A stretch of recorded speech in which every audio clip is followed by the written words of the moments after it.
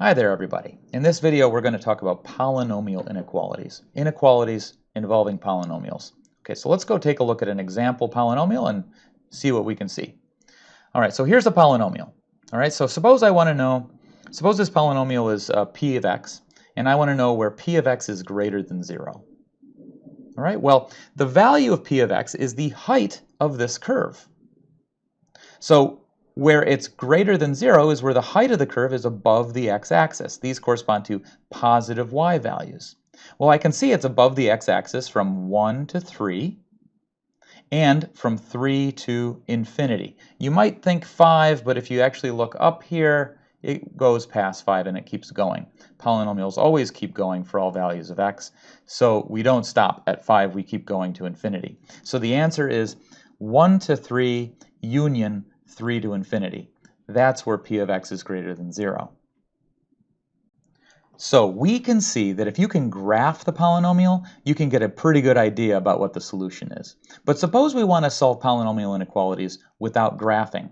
Sometimes graphing is tricky, and sometimes we don't want to have to draw a graph, and maybe there's a quicker way to do it. So let's see if there's an algebraic approach to solving polynomial inequalities. Well, notice that a polynomial, the graph will always be one continuous curve. It doesn't have any jumps or breaks in that curve. We can draw that curve without lifting our pen from the paper. Well, that's an important feature of polynomials. Functions that do this are called continuous functions. Polynomials are examples of continuous functions. There are other kinds of functions that are continuous, like a lot of trig functions are, for instance. But polynomials are continuous. Continuous functions, because they have one continuous curve, that means that if they were negative somewhere and then they were positive somewhere else, they must have been 0 somewhere in between. And we see that this polynomial is actually 0 in 2 places. That's important for us because if you notice, these 2 places where it's 0, that corresponded to the endpoints of the intervals that we wrote down as our answer. So this is how we are going to solve polynomial inequalities. We're going to find where the polynomial is 0, and then we're going to investigate what happens in between those values of x or outside those values of x. Is the polynomial positive or negative there? And just by doing that investigation, we'll have the full answer. Okay, so let's look at our first polynomial inequality. All right, so we want to solve this inequality. 8x is greater than 2x cubed. In order to deal with this inequality, we're going to approach it like we did with that graph. We were looking for when it was greater than 0. Well, we can do the same thing here, because you can always take the right-hand side of the polynomial inequality and just subtract it from both sides. So that's the first step. We're always just going to subtract whatever's on the right-hand side from both sides. And that will give us this expression here. Now, we're going to use the property that we just talked about. The cutoff values that'll determine the answer are going to be where this polynomial is equal to 0. Even though we're looking for where it's greater than 0, we're going to look at first where it's equal to 0. So we are going to look at this polynomial equation, and we're going to solve this. How do you solve a polynomial equation? That's right, by factoring. So we have to factor this polynomial. So take a few minutes and factor this polynomial. Okay, so you should have gotten the following. Now, what are the solutions to this equation? Well, they are the numbers for x that make any one of these factors 0. So x equals 0 will make this factor 0. So we're going to plot these values on the x-axis. So we have 0. X equals 2 makes this factor 0. And x equals negative 2 makes this factor 0. Right? These are our 3 solutions to this polynomial equation. Now these, like we said, are the key points that we're going to be investigating when we solve the inequality. So what we need to do is find out in between these values and outside of these values, when is this inequality true? When is this expression really greater than 0? Well, to test that, all we got to do is take a number in between and plug it in and check. So if I want to check this interval from 0 to 2, all I have to do is take the number 1 and plug it into my polynomial expression here. Plug 1 in here, what do you get? The answer is 6. It doesn't matter exactly what the answer is. All that matters is that whether it's positive or negative. In this case, 6 is positive. Now let's take a number to the right of 2. Let's take 3. Plug it in. What do we get? 24 minus 54.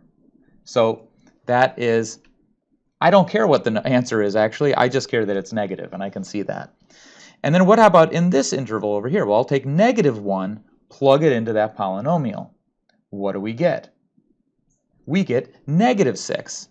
So we know it's negative. Now finally take negative 3, plug it into that polynomial. What do we get? We have negative 24 plus 54. It's 30, but I don't care that it's 30. All I care about is that it's positive. All right, so we've made this little map of signs here.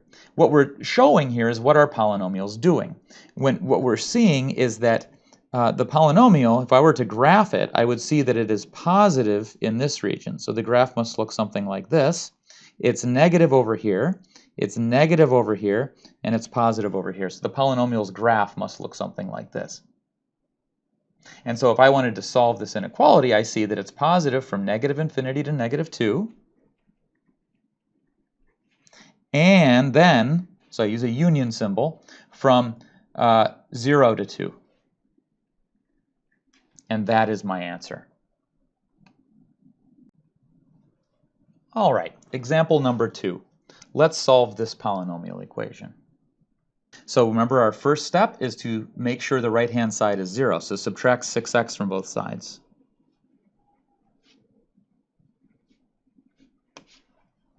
Okay, then what do? We set this polynomial equal to 0 and solve for x.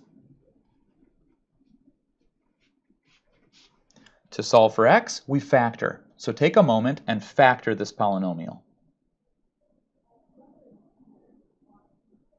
Okay, great.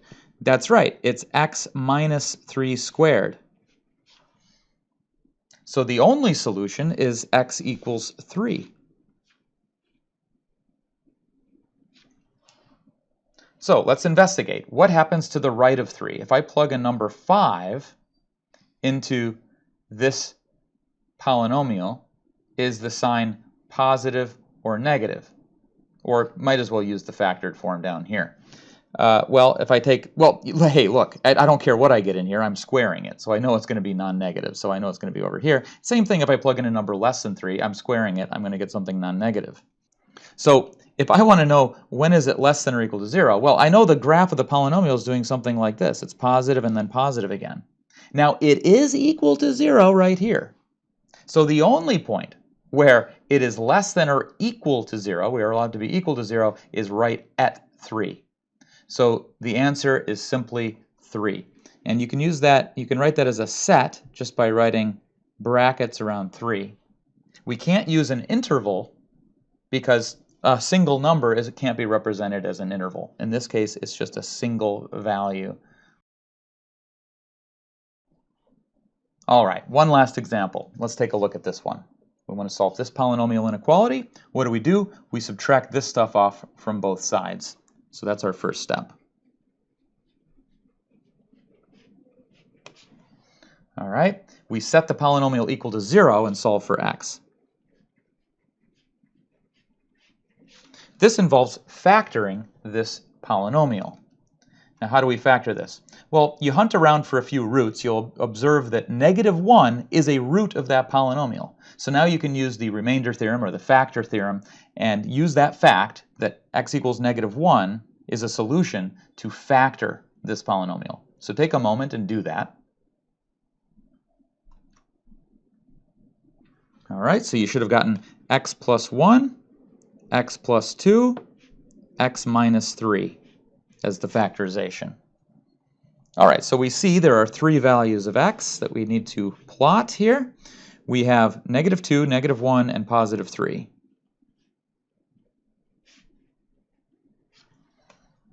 Okay, now we need to investigate what the polynomial does in between these regions. Notice we have 1, 2, 3, 4 regions to check. 3 numbers gives 4 regions. So if I take a number that's less than -2, I want to investigate what is the sign of this polynomial. Well, let's use its factored form. I think that'll be a little bit easier. Plug -3 in here. If I plug, into here. Take -3, plug it into here. Well, this term will be negative, this term will be negative, and this term will be negative. Negative times negative times negative is a negative, so I know the polynomial is negative over here. Plug in a number between -1 and -2. Well, it's less than -1, so this term's negative. It's not less than -2, so this term's positive. And it's negative, so this term is negative. So we have negative times positive times negative. That's a positive. Now, what about in this interval over here? Well, a nice number to plug in would be 0. That's an easy one.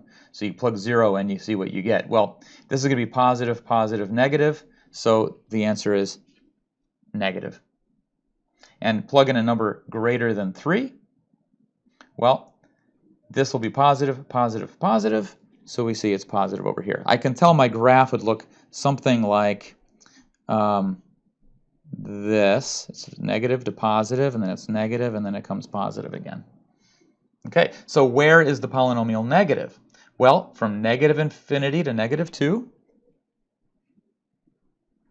and then from -1 to 3. And that's our answer.